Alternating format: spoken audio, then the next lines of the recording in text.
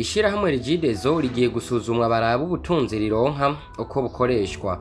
Ivyo ni vyashikirijwe n'umukuru w'igihugu Evariste Ndayishimiye mu nama yo kuri uyu wa 15 Myandagaro mu mwaka wa 2026 yagiranye n'abayobozi bo mu bushikiranganje bujejwe amasoko ntanganguvu, amahinguriro, ubudandaje n'ingenzi.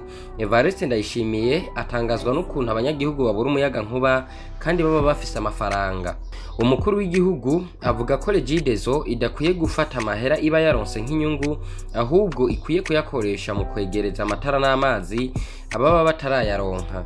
Mu kiganiro umuyobozi mukuru wa Regideso yagiranye n'abamenyesha makuru mu kwezi guheze kwa Mukakaro, yari yamenyesheje ko amakontera ahari ahubwo ari abanyagihugu basaba ku bwinshi bigaca bituma biteba.